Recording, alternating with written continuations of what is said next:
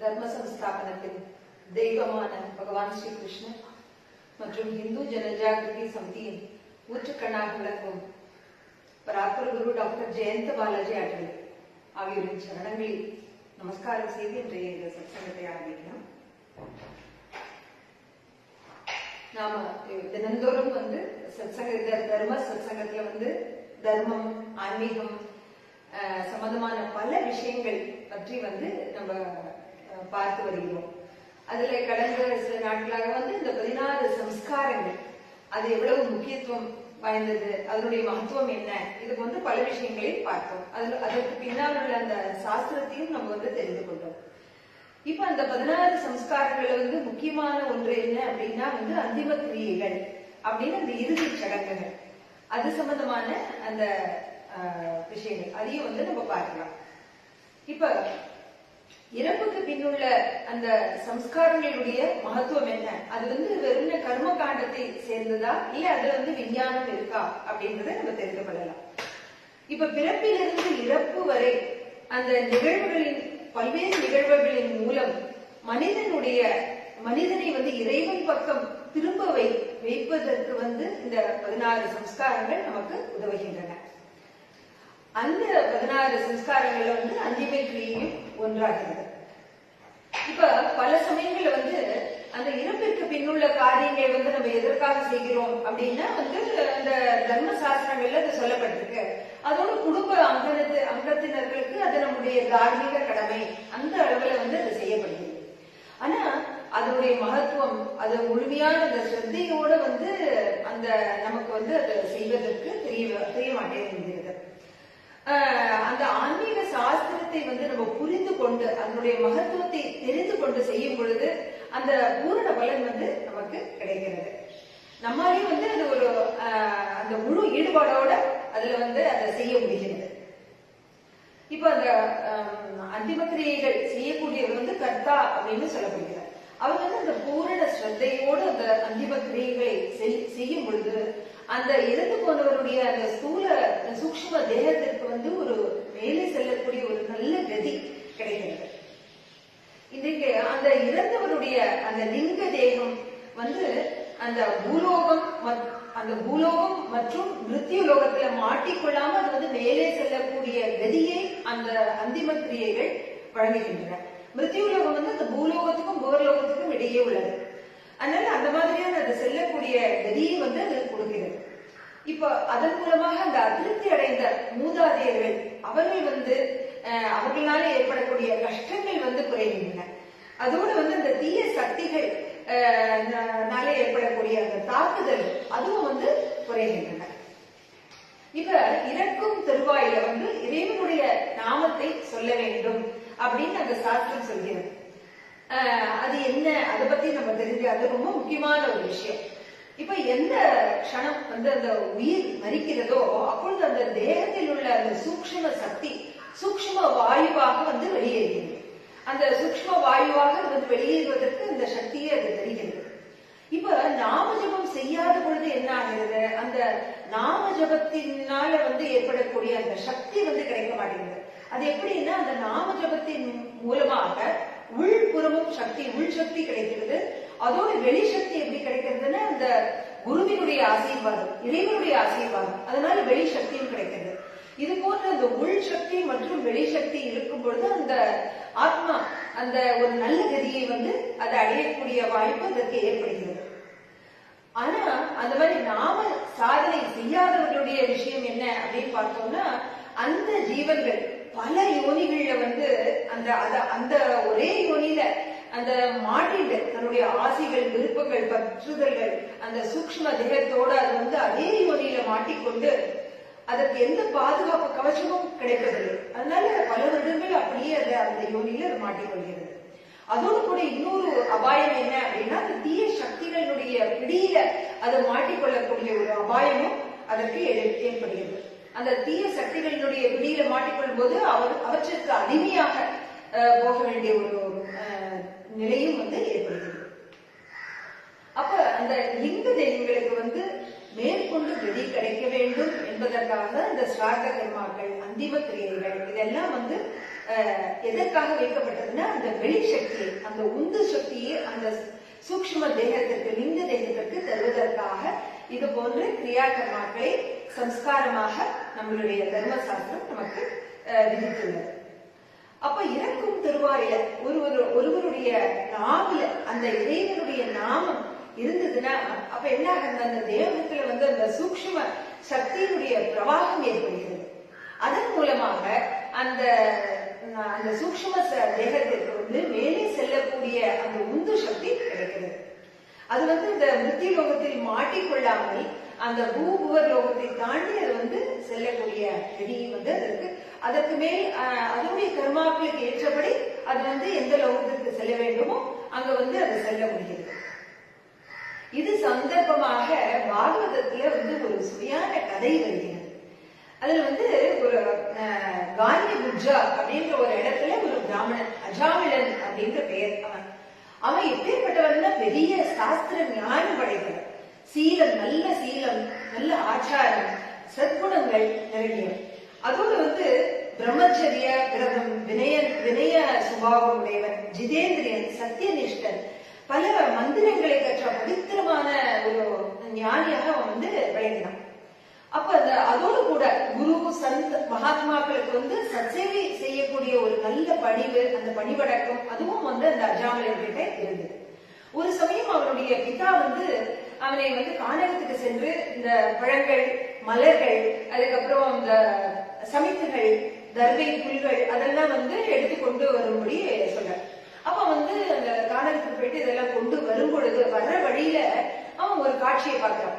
அந்த இடத்துல ஒருத்தன் மது அருந்தி விட்டு ஒரு விபச்சாரியிடம் சல்லாபம் செய்து கொண்டிருப்பதை பார்க்கிறான். அவன் அவன் எந்த பாவமும் செய்யவில்லை அஜாமிலன். இருந்தாலும் அந்த ஒரு பார்த்த மாத்திரத்திலேயே அவனுடைய மனம் கெடுகிறது. அவன் காமவசப்படுகிறான். அவனுடைய மனதை அவனால் அடக்க முடிய மாட்டேன் என்கிறது. அப்போ அந்த விபச்சாரியிடம் சென்று அவளுடைய வலையில் மாட்டிக்கொள்கிறார். அப்போ தினமும் புது புது வஸ்திரங்கள், ஆபரணங்கள், இது போன்ற பல விஷயங்களை பரிசாக எடுத்து கொண்டு செல்வது, பல நாட்கள் அவளிடமே தஞ்சம் என்று அங்கேயே இருப்பது, தன்னுடைய குடும்பம், மனைவி, குழந்தைகள் அனைவற்றையும் மறந்து இது போன்று அவன் அவனுடைய நடத்தையே மிகவும் கெட்டு போகிறது. அப்ப அந்த சமயத்துல அந்த கிராமத்திற்கு ஒரு சாதுக்கள், சந்த் அவளுடைய ஒரு கூட்டம் வருகிறது.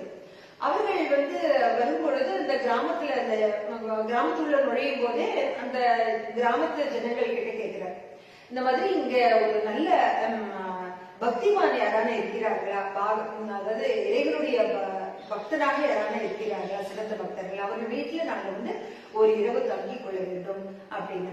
அப்ப அந்த கிராம ஜனங்கள் ஒரு நையாண்டி செய்யும் விதமா அவர்கள் என்ன சொல்கிறார்கள், ஆமா ரொம்ப பெரிய பாகவத உத்தமம் இருக்கான், அஜாமலன்னு பேரு, அவன் கிராமத்தை விட்டு வெளியில இருக்கான், அவனை போய் பாருங்க அப்படின்னு. அவர்கள் என்னன்னா அந்த கிராமத்து அவனுடைய அந்த தீய நடத்தினால அவனோட கிராமத்து உள்ள சேர்க்காம அவன் கிராமத்தை விட்டு வெளியில தடுத்திருக்கான் அப்படின்னு அவர்கள் ஒரு நையாண்டிய பிண்டலாக அந்த சாது சந்துகள் கிட்ட சொன்ன போது அவர்கள் நேராக அஜாமிலன் வீட்டிற்கு சென்று அவருடைய கதவை தட்டுகின்றனர். அப்போ அந்த கதவை திறந்த உடனே இந்த சாது சந்துக்கள் அவர்களுடைய சத்தியமான அந்த பாகவதோத்தமர்களை பார்த்த உடனே அவனுடைய அந்த முற்கால அந்த சத்துவ குணங்களின் நினைவு அவனுக்கு மீண்டும் நினைவூட்டப்படுகிறது. உடனே அவன் என்ன சொல்றான், வாங்கோன்னு சொல்லிட்டு அவர்களை உபசரித்து அவர்கள் நாங்க இன்றைக்கு ஒரு நாள் இரவு இங்க தங்கலாமா அப்படின்னு கேட்கும் பொழுது கட்டாயம் நீங்க தங்கிக்கலாம் அப்படின்னு சொல்லிட்டு அவர்களுக்காக மிகவும் சுவையான உணவு தயார் செய்யலாம். அவர்களுக்கு அதை சாப்பிட கொடுத்து விட்டு பிறகு அந்த சாதுக்கள் அந்த பகவானுடைய சிந்தனையில கீர்த்தனத்தை பஜனம் செய்ய ஆரம்பிக்கிறார்கள். அவர்கள் அவ்வளவு ஒரு ஆழ்ந்த பக்தியோடு தங்களை மறந்த நிலையில் அந்த பஜனையை பாடும் பொழுது அந்த இடத்திலேயே அந்த அஜாமிலனும் அமைகிறான். அவன் அந்த கீர்த்தனையை கேட்ட மாத்திரத்திலேயே அவனுக்கு கண்ணுல தாரதாரையா தண்ணீர் பெருகிறது. அவனுடைய அந்த பாவங்கள் எல்லாம் அந்த கண்ணீரோடையே கரைந்து போகின்ற மாதிரி அப்படி ஒரு மனசுல பக்தி பிரவாகம் அவனுக்கு ஏற்படுகிறது. அந்த பகவான் சிந்தனையிலேயே அந்த இரவு முழுவதும் அவன் கடிக்கிறான். முழுவதுமா மனோலயப்படுத்தி அந்த இறைவனுடைய சிந்தனை அவனுக்கு வந்து வியாபித்து இருக்கு. அப்ப மறுநாள் காலையில இவர்கள் வந்து அந்த பஜனையெல்லாம் முடித்து அந்த சாதுக்கள் வந்து அவர்கள் அந்த அஜாமிலன் கிட்ட, ஐயா ரொம்ப நன்றி, நாங்க கிளம்புறோம், உங்களுடைய பேருதவிக்கு நாங்க ரொம்ப நன்றி கடன் பட்டவங்களா இருக்கோம் அப்படின்னு. அப்ப அந்த அஜாமிலன் வந்து அப்பதான் அவன் சுய நினைவுக்கு வரான். அப்படியா அவளுடைய காலில் வந்து நரால விழுந்து மன்னிப்பு கேட்கிறான். ஐயோ பாகவதோத்து மகளே, நீங்க வந்து நான் ஏதோ பெரிய ஒரு பக்தன் அப்படின்னு நீங்க நினைச்சுட்டு இருக்கீங்க. இல்ல, என்ன போன்ற ஒரு மகாபாவி வேற யாரும் இருக்க முடியாது. நான் இந்த மாதிரி ஒரு தீய நடக்கையில மகா பாவங்களை வந்து செய்திருக்கேன். உங்களுடைய இந்த சத்சங்கத்தினால இந்த ஒரு நாள் எனக்கு வந்து இப்படி கிடைச்சது அப்படிங்கும் பொழுது அந்த சாதுக்கள் வந்து, அப்படியாப்பா நீந்தே ஏன் அப்படி சொல்லல அப்படின்னு சொல்லிட்டு, பரவாயில்ல, இப்போ ஒண்ணு கவலைப்படாத, உனக்கு எவ்வளவு குழந்தைகள் அப்படின்னு கேட்கிறேன். அப்ப வந்து இவன் சொல்றான், சுவாமி எனக்கு வந்து 9 குழந்தைகள் இருக்கு, இப்போ 10வது குழந்தை கர்ப்பத்தில் இருக்கு அப்படின்னு அவன் சொல்லும் பொழுது அந்த சாதுக்கள் வந்து சொல்றாங்க, அப்பா நீ கவலைப்படாத, அந்த பிறக்க போற குழந்தைக்கு நாராயணன் பேர் எழுதி உனக்கு வந்து எல்லா சர்வ மங்களங்களும் உண்டாகும் அப்படின்னு ஆசீர்வாதம் பண்ணிட்டு அவர்கள் வந்து கல்விக்கின்றனர். அதே போல அந்த 10வது குழந்தைக்கு அவன் நாராயணன்ற பெயரை வைக்கிறான். இப்ப அந்த நாராயணன் கிட்ட அவன் அதீத பற்றுதல், அவன் வந்து முழு மனதையும் வந்து அந்த குழந்தை மேலேயே வச்சுடுறான், அந்த குழந்தைக்கே தியாகம் பண்ணிடுறான். அந்த எப்பவும் சதா சர்வ காலமும் அந்த நாராயண சிந்தனையிலேயே இருக்கான், அந்த குழந்தை நினைவிலேயே இருக்கான். எப்பவுமே அடிக்குறதும், நாராயணா சாப்பிட்டியா, நாராயணா தூங்கினியா, நாராயணா இப்ப விளையாடுற நேரம் விளையாட போனியா, தண்ணி குடிச்சியா நாராயணா அப்படின்னு அடிக்குறதும் அந்த நாராயண சிந்தனையிலேயே தொடர்ந்து இருக்கான். அந்த மாதிரி வந்து அந்த மாதிரி அந்த குழந்தை மேலேயே முழு பிடிப்போடு அவன் இருக்கும் பொழுது அவனுடைய வயது வந்து 88 ஆகிறது. அப்போ ஒரு நாளைக்கு பயங்கரமா 3 யமக்கிங்கரர்கள் வந்து அவனுக்கு முன்னாடி வருகிறாங்க. அதாவது கொம்போட ஓரை பற்களோட சிவந்த பெரிய கண்களோட உடம்பு முழுவதும் ரோமம் வந்து பார்க்கறதுக்கே பயங்கரமா அவர்கள் வந்து அவன் முன்னாடி நின்ன உடனே அவன் பயத்துல அலறி அடிச்சுட்டு அங்க தூரத்துல அந்த அவனுடைய அந்த குழந்தை நாராயணன் விளையாடிட்டு இருக்கான். அப்ப வந்து அந்த பயத்துல, நாராயணா நாராயணா என்னை காப்பாத்து, ஓடிவா ஓடிவா, நாராயணா என்னை காப்பாத்து அப்படின்னு அவன் வந்து கத்துறான்.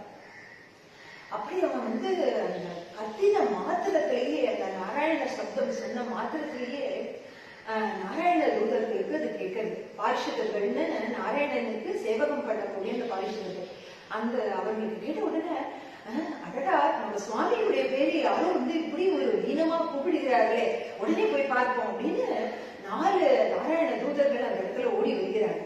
அவர்கள் வரும்போது பார்த்தா இந்த யமக்கிங்கரர்கள் அந்த அஜாமிலனுடைய உயிரை வந்து பாச கயிற்றினால போட்டு கட்டி இழுக்கிறார்கள். அப்ப இவர்கள் இந்த நாராயண தூதர்கள் அந்த இடத்துல போய் நிறுத்து அப்படின்னு அந்த யமக்கிங்கரர்களை நிறுத்தி விடுகிறார்கள். அப்ப யமக்கிங்கரர்கள், அடட நீங்க யாரு, நாங்க வந்து யம தர்மராஜனுடைய சேவைகள், நாங்க எங்களுடைய கடமையை பண்றோம், நீங்க யாரு என்ன எங்களை தடுக்கிறதுக்கு அப்படின்னு சொல்லும்பொழுது இந்த நாராயண தூதர்கள், இல்ல இல்ல இவன் வந்து எப்போ நாராயணா அந்த வார்த்தையை சொன்னானோ இறக்கும் திருவாயில அப்பொழுதே அவனுடைய பாவம் எல்லாம் தொலைந்து விட்டது, இனிமே வந்து உங்களுக்கு அந்த அதிகாரம் கிடையாது, அவனுடைய உயிர் மேல உங்களுக்கு அதிகாரம் கிடையாது அப்படின்னு அவர்களை அந்த யமக்கிங்கரர்களை விரட்டி விடுகிறார்கள். இதெல்லாம் வந்து அஜாமிலன் பார்க்கிறான். அப்போ வந்து அவனுக்கு மீண்டும் அந்த உயிரை தந்துவிட்டு இந்த நாராயண தூதர்கள் வந்து சென்று விடுகிறது. அப்போ அவனுடைய மனதில வந்து அப்ப அந்த ஞானம் கிடைக்கிறது. அடடா, நான் வந்து அந்த தெய்வத்தினுடைய ஞாபகத்துல கூட சொல்லல, நான் என்னுடைய பையனை வந்து கூப்பிடுறேன்ற பேர்ல வந்து இந்த நாராயணா நாராயணான்னு கூப்பிட்டேன். ஆனா அதற்கே வந்து அந்த இப்படி ஒரு பேர் கிடைச்சது. அப்ப நான் நிஜமாவே நாராயணனோட பேரை சொன்னா அப்ப அவன் நிச்சயமா வருவான் அப்படின்னு அவருடைய மனசுல வந்து தோணுது. உடனே அவருக்கு வந்து அந்த விரக்தி வைராகியம் எல்லாம் ஏற்பட்டது. அப்ப உடனே தன்னுடைய உலக பற்றுதல் அனைத்தையும் துறந்து விட்டு அவர் வந்து அந்த ரிஷிகேசம் அங்க வந்து போகிறார். அந்த ரிஷிகேசத்துல அங்க வந்து தேவஸ்தானத்துல அந்த சுவாமியினுடைய அந்த கோவிலுக்கு எதிரிலேயே ஆசனத்துல அமர்ந்து பேச்சை அடக்கி மூச்சை அடக்கி அந்த யோக தியானத்துல தண்ணி மறந்த நிலையில அந்த பகவானோட தன்னுடைய மனம் புத்தி அகம் எல்லாத்தையும் ஐக்கியப்பட செய்து அந்த முக்குணங்களை கடந்த ஒரு நிலைக்கு வந்து அவர் வந்து அந்த யோக இலேயே சமாதியிலேயே இருக்க. அப்படி இருக்கிற அந்த தருணத்துல அவருடைய அந்த முடிவு நேரம் நெருங்கிடுது. அப்போது அந்த மறுபடியும் முன்பு வந்து அந்த நாராயண தூதர்கள் 4 பேரும் வந்து வருகிறார்கள். வரும் பொழுது அவர் வந்து அந்த கங்கா நதி தீரத்துல ஹரித்வாரத்துல அந்த பகவானுடைய அந்த கஷேத்திரத்துல புண்ணிய கஷேத்திரத்துல தன்னுடைய உயிரை விட்டு அந்த ஸ்வர்ணமயமான விமானத்துல அந்த 4 நாராயண தூதர்களோட ஏறி அவர் வந்து வைகுண்டத்துக்கு போகிறார். அப்ப இந்த கதையை வந்து சுகபிரம்ம ரிஷி அவர் வந்து அந்த பரீட்சித் மகாராஜாவுக்கு இந்த கதையை சொல்லிட்டு, ராஜன், இது போன்ற ஒரு உன்னதமான ஒரு பவித்திரமான கதை வந்து இதிகாசம் வேறு இருக்க முடியாது. இதை கேட்ட மாத்திரத்திலேயே நம்மளுடைய பாவங்கள் எல்லாம் குறையும் அப்படின்னு வந்து அவர் சொல்றார். அதனால அந்த இறக்கும் திருவாயில இதுல வந்து ஒண்ணு நம்ம புரிஞ்சுக்கணும். அந்த அப்படின்னா இறக்கும் திருவாயில சொல்லிட்டா போதும், நம்ம இப்பவே வந்து அதை வந்து நினைக்கிற வேண்டாம் அப்படின்னு நம்ம நினைத்தா தப்பு.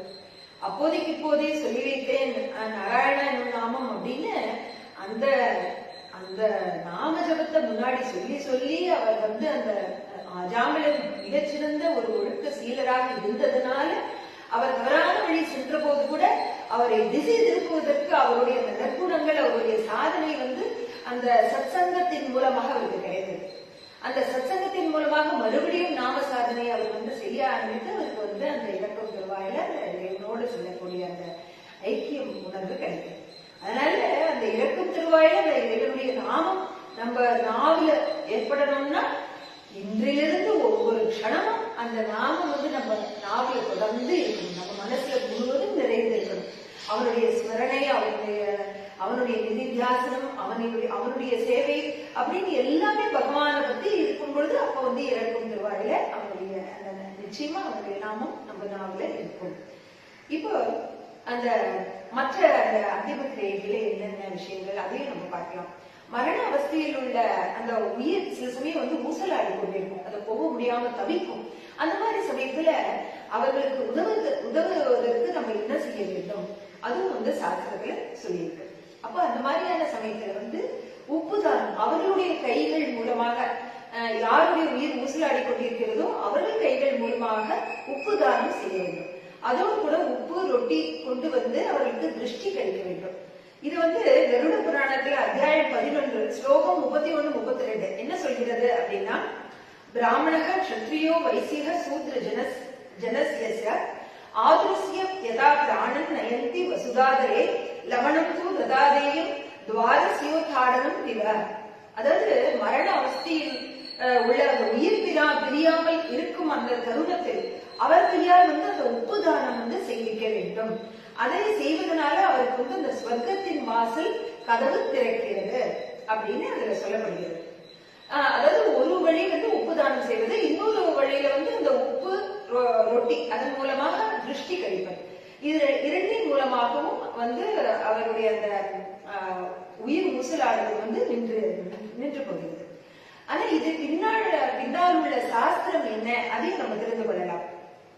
பல சமயங்கள்ல என்ன ஆகுது, ஏன் அந்த மாதிரி உயிர் வந்து போகாம ஊசலாடுகிறது அப்படின்னா, அந்த லிங்க தேகத்தை கைப்பற்றிக் கொள்வதற்காக பல தீய சக்திகள் தங்களுக்குள்ளே வந்து சண்டை போட்டுக் கொள்கின்றன. அப்ப அதனால அந்த உயிர் தெரியாமல் வந்து அந்த மாதிரி ஊசலாடுகிறது. அந்த சமயத்துல மிகுந்த வேதனையும் வந்து அதை அனுபவிக்கிறது. அப்ப உடலில் இருந்து அந்த ரஜதம இந்த உப்பு வந்து அந்த சமயத்தில் உப்பு தானே ஏன் பண்றோம் அப்படின்னா, அந்த உப்புல இருந்து ரஜதம அதிர்வலைகள் வெளிப்படுகின்றன. அதோடு வெளிப்படக்கூடிய அந்த சூக்ஷ்ம வாயு அது வந்து இந்த தீய சக்திகளை எல்லாம் ஆக்கர்ஷிக்கக்கூடிய சக்தி அதற்கு உண்டு. அதனால அந்த உப்பு தானம் செய்யப்பட்ட மறுட்சணமே அந்த சூக்ஷ்ம சக்திகள் வந்து அந்த உப்புல ஆக்கர்ஷிக்கப்படுகின்றன. அதனால அந்த சூக்ஷ்ம அந்த உயிர் வந்து அந்த தீய சக்திகளுடைய பிடியிலிருந்து சில கண நேரத்துக்கு விடுபடுகிறது. அப்போ அது வந்து சுலபமாக அந்த உடலை விட்டு அந்த உயிர் வந்து பிரிவதற்கு அதற்குரிய அந்த அவகாசம் அதற்கு கிடைக்கிறது. அதுதான் அதனுடைய இது வந்து எப்போ இந்த மாதிரி ஏற்படும்னா, எந்த வீட்டுல மூதாதையர்களால அதிருப்தி அடைந்த மூதாதையர்களால கஷ்டங்கள் ஏற்படுகின்றனவோ அங்கு வந்து இந்த மாதிரியான ஒரு கஷ்டம் ஏற்படக்கூடும். அந்த தத்தாத்திரேய பகவான் உபாசனை அதன் மூலமாக இந்த கஷ்டங்களிலிருந்து விடுபட முடியும். ஏன்னா தத்தாத்திரேயர் தான் வந்து மூதாதையர்களுக்கு அதி தேவதையாக விளங்குவார். அதனால இதுல இருந்து என்ன தெரிகிறது, அதாவது எங்க போனாலும் அந்த ஆன்மீக சாதனை தான் வந்து எல்லாவற்றிற்கும் நிவாரணம் அளிக்கக்கூடியது, எல்லாவற்றிற்கும் நமக்கு வந்து ஆறுதல் தரக்கூடியது அந்த சாதனை மட்டுமே அப்படின்றது தெரிய வருகிறது. இப்போ அந்த யாருக்கு அந்த உபதானம் செய்வது, அந்த அந்த மாதிரி கொடுத்த அந்த தானத்தை என்ன செய்வது, அதையும் நம்ம தெரிந்து கொள்ளலாம்.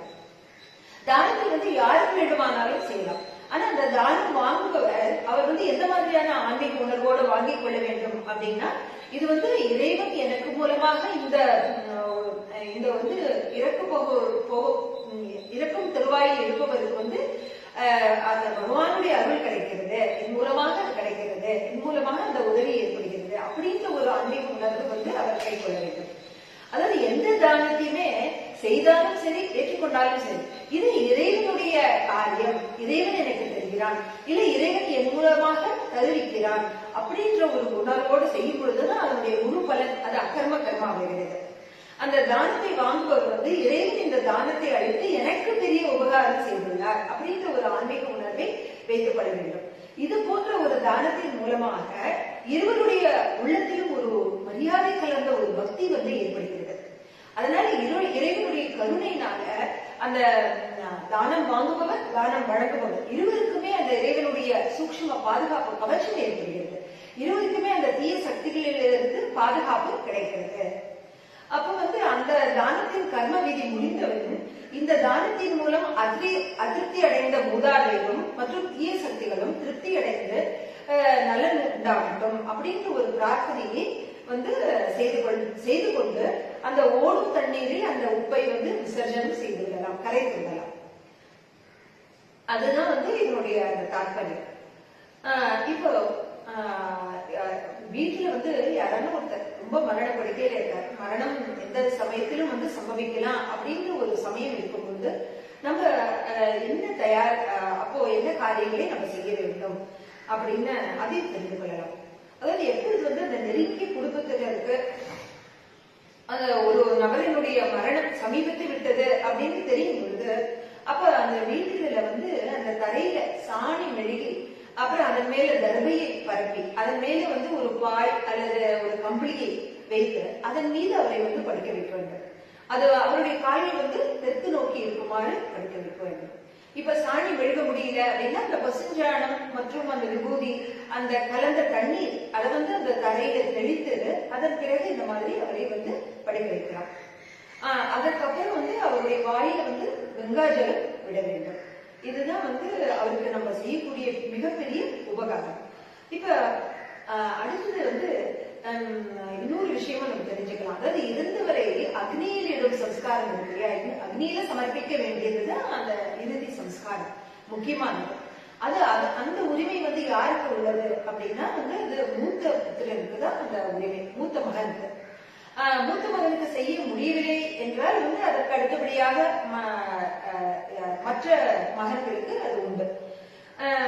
அவர்களும் இல்லை அப்படின்னாதான் வந்து இளைய சகோதரன், மாப்பிள்ளை அவர்களுக்கு வந்து மற்ற உறவினர்கள் மூலமாக அந்த அந்திம கிரியைகள், அக்னி சடங்குகள் செய்ய வேண்டும். இப்ப கல்யாணம் ஆகாதவர் இல்ல மகன் இல்லாதவர்கள் அந்த மாதிரி இருப்பவர்களுக்கு அவர்களுடைய சிறிய தமையன் பிதா இல்ல மற்ற உறவினர்கள் வந்து அந்த அந்திம கிரியைகளை வந்து செய்யலாம். இப்போ வீட்டுல வந்து ஒரு மரணம் நேர்ந்தவுடன் என்ன செய்ய வேண்டும் அப்படின்னா, அந்த மரணம் சம்பவித்த உடனேயே அந்த அவருடைய அந்த கால்கள், கைகள் மற்றும் கழுத்து அதை வந்து நேராக வைக்க வேண்டும். உடனே வைக்கலன்னா அதுக்கப்புறமா வந்து ரொம்ப கடினமாயிடும். அப்புறம் வந்து கண்கள் வந்து மூடப்பட வேண்டும். அப்புறம் உடனே அந்த வீட்டுல வந்து கத்தி கூக்குரல் இடுவது, நெஞ்சில் அடைத்துக் கொண்டு அழுவது, இது போன்ற செயல்களை வந்து செய்யக்கூடாது. ஏன்னா அதன் மூலமாக ரஜதம அதிர்வலைகள் அதிகமாகின்றன. அது வந்து அந்த மரண சம்பவித்தர் அவருக்கு வந்து நல்லது இல்லை, அவருடைய பிரயாணத்துக்கு வந்து அது மிகப்பெரிய தடைக்கல்லாக விளங்கும். அதுல வந்து இதுல முக்கியமான விஷயங்கள் வந்து நம்ம கவனிக்க வேண்டியது என்ன அப்படின்னா, அந்த தீய சக்திகள்னால அந்த சூக்ஷ்ம தேகத்திற்கு வந்து கஷ்டம் ஏற்படாமல் இருப்பதற்காக அவ்வப்பொழுது அந்த தத்தாத்திரேய பகவானிடம் அவர்கள் வந்து பிரார்த்தனை செய்ய வேண்டும். அந்த குடும்பத்தினர் எப்படி பிரார்த்தனை செய்யணும்? ஹே தத்தாத்திரேய பகவானே, அந்த இறந்தவருடைய பெயரை சொல்லி அவருடைய லிங்க தேகத்தை சுற்றி உன்னுடைய பாதுகாப்பு கவச்சம் ஏற்படட்டும், அவருக்கு வந்து சத்கதி கிடைக்கட்டும் அப்படின்ற அந்த பிரார்த்தனையை வந்து அவ்வப்பொழுது அந்த குடும்பத்தினர் வந்து செய்ய வேண்டும்.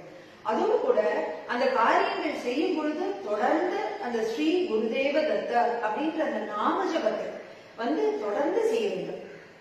இதுதான் உண்மையில நம்மளுக்கு அவங்க மேல உண்மையான அன்பு இருந்தா இந்த விஷயங்கள் செய்யும் பொழுதுதான் அவர்களுக்கு உண்மையான பயன் கிடைக்குது. அதன் மூலமாக அவர்கள் நிம்மதியாக அவர்கள் மேலே செல்ல முடிகிறது.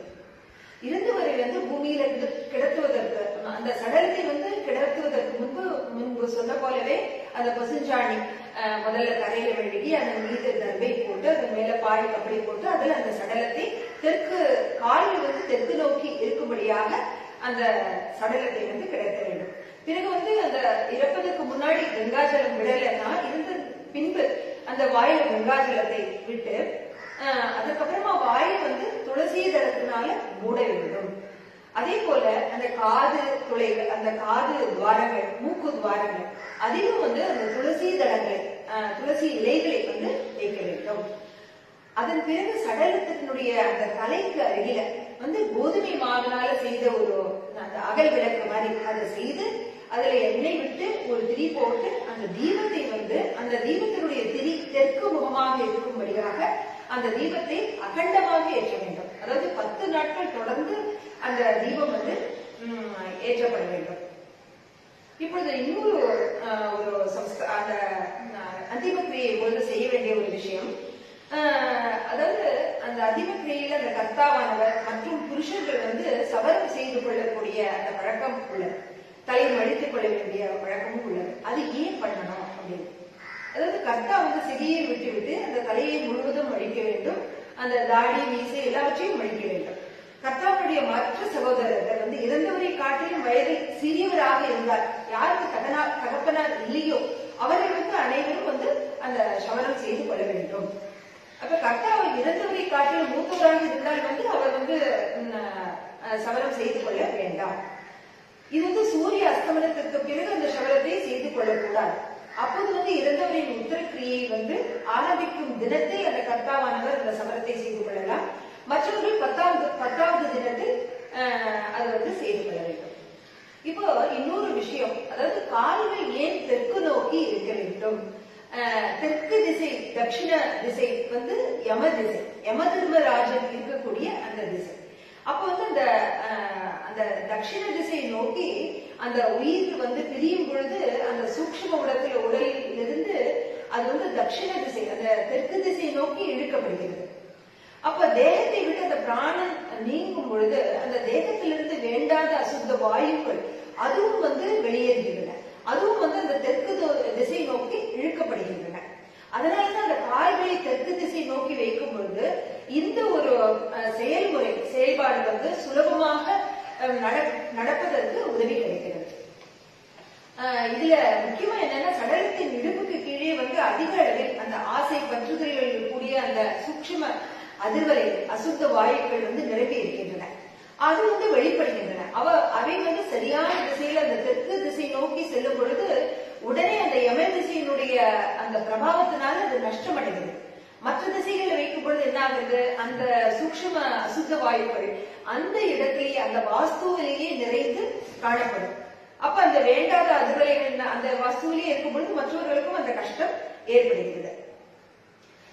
இந்த தெற்கு நோக்கி வைக்கும் பொழுது அந்த வேண்டாத அதிர்வலைகள் சூக்ஷ்ம வாயுக்கள் வெளியேறுவதனால அந்த சடலம் அந்த சிதையை வைப்பதற்கு முன்னாடி அந்த உடம்பு உடல் முழுவதும் ஒரு விதத்துல தூய்மையாக்கப்படுகிறது. இப்ப யம திசை ஏன் அவ்வளவு சிறப்புன்னா, அதுல யமதர்மராஜனுடைய இருப்பு உள்ளது. அவருடைய அந்த ஒரு சைத்தன்யத்தினால அந்த வெளிப்படக்கூடிய அந்த சூக்ஷ்ம அசுத்த வாயுக்கள், ரஜதம அதிர்வலைகள், அந்த உடலிலிருந்து வெளிப்படக்கூடிய இவை அனைத்தும் உடனே அழிக்கப்படுகின்றன. அதனாலதான் தெற்கு நோக்கி கால்களை வைப்பது ரொம்ப முக்கியம். இப்போ அந்த கங்காஜலம் ஏன் விடணும், துளசி தளத்தினால ஏன் விடணும், அதுவும் ஒரு முக்கியமான விஷயம் இல்லையா? அதனுடைய அர்த்தம் நம்ம தெரிந்தோம்னா இன்னும் அதிக ஸ்ரத்தையோட நம்பிக்கையோட நம்ம அதை செய்ய முடியும். இப்ப பிராணன் வெளியேறும் பொழுது பலமுறை அது வாய் வழியே வெளியேறுகிறது. அதனால வாய் திறக்கிறது. அதனால அந்த அந்த அந்த வாயு மூலமாக வேண்டாத வாயுக்குள் அந்த வாசுவிலும் நிறையக்கூடிய ஒரு அபாயம் உள்ளது. அந்த கங்காஜலம் துளசி தளத்தின் மூலமாக அந்த வாயில் விடும் பொழுது என்ன ஆகுதுன்னா, அந்த பிரம்மாண்டத்தில் உள்ள அந்த சாத்வீக அதிர்வலைகள், தெய்வீக அதிர்வலைகள் அந்த கங்கா ஜலத்தை நோக்கி, அந்த துளசி ஜலத்தை நோக்கி ஆகர்ஷிக்கப்படுகின்றன. அதனால அதற்கு வந்து ஒரு பூரண பாதுகாப்பு சம்ரட்சண கவச்சம் வந்து ஏற்படுகிறது.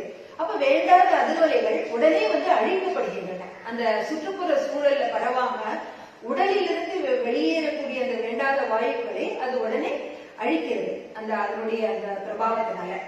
அதனால அந்த வாயு மண்டலமே வந்து சுத்தமாக மாறுகிறது. அந்த கங்காஜலம் துளசி ஜலத்தினுடைய அந்த ஒரு சைத்தன்யத்தினால அவருடைய அந்தர் கோஷங்கள் உள்ள இருக்கக்கூடிய அந்த கோஷங்கள் வந்து சுத்தமடைகின்றன.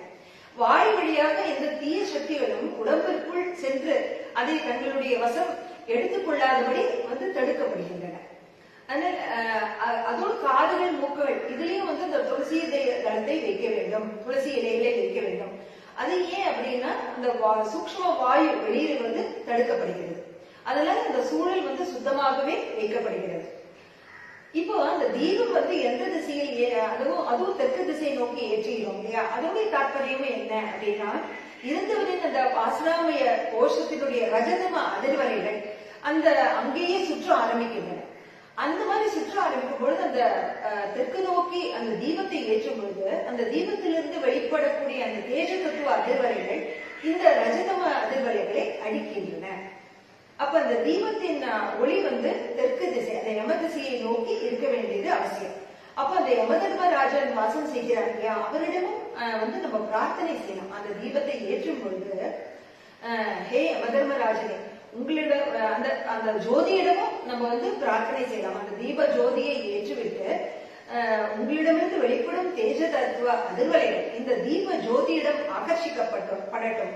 ஜோதியிலிருந்து வெளிவரும் அதிர்வலைகளால் இங்கு உள்ள அந்த ரஜதம அதிர்வலைகள் வந்து அழிக்கப்படட்டும் அப்படின்னு அந்த பிரார்த்தனையை வந்து நம்ம செய்து கொண்டே அந்த தீப ஜோதியை ஏற்றி வைக்கலாம். அதனால என்ன நம்ம வந்து இத பிரத்யட்சமா பார்க்கலாம். அதாவது முதல் 5 நாட்கள் அந்த தீப ஜோதி வந்து நிறைய அசைந்து கொண்டே இருக்கும். ஏன்னா இந்த செயல்பாடு நடக்கிறது, அதாவது இந்த ரஜதம அதிர்வலைகள் அழிக்கக்கூடிய அந்த செயல்பாடு நடந்து கொண்டே இருப்பதனால 7வது நாளுக்கு பின்பு அது வந்து அந்த அசைவது வந்து நின்று போகும். ஒரு சாந்தமா ஒரே நிலையில அசையாம அந்த தீபம் வந்து ஒளிரும். அதன் மூலமாகவே வந்து அப்போ அந்த ரஜதம அதிர்வலைகள் பூர்ணமாக நஷ்டமடைந்து விட்டன என்பது வந்து நமக்கு தெரிய வருகிறது. இப்ப அடுத்து வந்து அந்த ஏன் கோதுமை மாவுல அந்த தீபத்தை ஏற்ற வேண்டும், அதுவும் ஏன் அந்த கோதுமை மாவுக்கு என்ன ஒரு விசேஷம் அப்படின்னா, அந்த கோதுமை மாவுனால அந்த ஒரு விளக்கை செய்யும் பொழுது அது வந்து அந்த தேஜ தத்துவ அதிர்வலைகள் ஆகர்ஷிக்கப்பட்டு நீண்ட காலம் அந்த வெளிப்படுத்தப்படுகின்றன, நீண்ட தூரத்துக்கு வெளிப்படுத்தப்படுகின்றன. அதனாலதான் அந்த கோதுமை மாவுனால அந்த தீபத்தை அந்த விளக்கை செய்ய வேண்டும். பிறகு அதனால தேஜ தத்துவ அதிர்வலைகளின் கவச்சம் வந்து பூமியில உருவாகும். பூமியில ஒரு தேஜ தத்துவ கவச்சம் உருவாவதனால பாதாளத்திலிருந்து வரக்கூடிய அந்த வேண்டாத தீய சக்திகள் வந்து தடுக்கப்படுகின்றன. அந்த பூமியிலேயே அந்த ஒரு கவச்சம் வந்து உருவாவதனால அந்த ரஜதம அதிர்வலைகள் முழுவதும் அழிக்கப்படுவதால் அந்த இறந்தவர்களுடைய சூக்ஷ்ம தேகம் பூலோகத்தில் மாட்டிக்கொள்ளாமல் அது வந்து மேற்கொண்டு நல்ல கதிக்கு மேலே செல்ல முடிகிறது. அதுல ஏன் வந்து ஒரே ஒரு திதி போடணும் அப்படின்னா, அந்த இறந்தவர்கள் வந்து அந்த பஞ்ச பௌதிக அவருடைய அந்த பஞ்ச பௌதிக உடல் வந்து அழிகிறது, அந்த பஞ்ச தத்துவம் வந்து அழிகிறது இல்லையா? அப்ப அதுல வந்து ஆத்ம ஜோதி மட்டுமே இருக்கு. அந்த ஆத்ம ஜோதியை குறிக்கும் முகமாக ஒரே ஒரு திதி வந்து அந்த தீபத்துல போடப்படுகிறது. இதுல இன்னொரு விஷயம் வந்து, அந்த புருஷர்கள் மட்டும் ஏன் தலையை மடிக்க வேண்டும், பெண்களுக்கு அந்த பழக்கம் இல்லை? அதனுடைய சாஸ்திரம் என்ன அப்படின்னா, இறப்பிற்கு பின் வந்து அந்த சூழல்ல ரஜதம அதிர்வலைகள் நிரம்புகின்றன.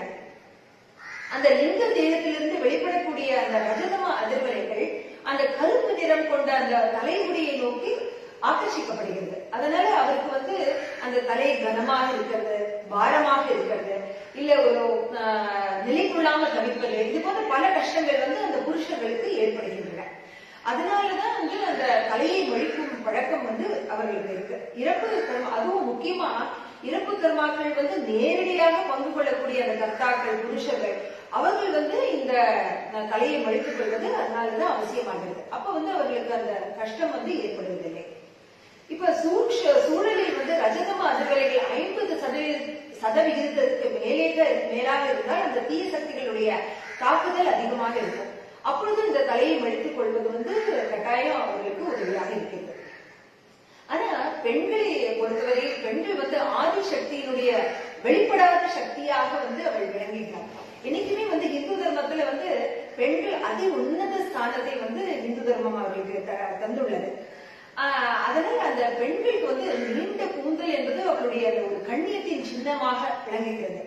அந்த இந்து தர்மத்துல வந்து பெண்கள் வந்து தலைமுடியை வெட்டுவதும் வந்து அது தர்ம விரோத செயலாக கருதப்படுகிறது. அந்த சாஸ்திரத்துக்கு புறம்பானது. அந்த தேசத்தின் அந்த நீண்ட கூந்தல் இருக்கும் பொழுது அதனுடைய நுனியிலிருந்து வெளிப்படக்கூடிய அந்த சக்தி ரூபமான சத்வ ரஜ அதிர்வலைகள் அது வந்து அவளை உடம்பை சுற்றி ஒரு முழு பாதுகாப்பு கவசத்தை வந்து இயற்கையாகவே ஏற்படுத்துகிறது. அதனாலதான் வந்து பெண்கள் வந்து கூந்தலை மழிக்க கூடாது அப்படின்ற ஒரு விதி. ஆனா புருஷர்கள் வந்து இந்த செயல்படும் சக்தியின் சின்னமாக அவர்கள் நேரடியாக அவர்கள் வந்து அந்த கர்த்தாவாக செய்வதால் அவர்களுக்கு வந்து தலையை மழித்துக் கொள்ளக்கூடிய அந்த விதி விதிக்கப்பட்டுள்ளது.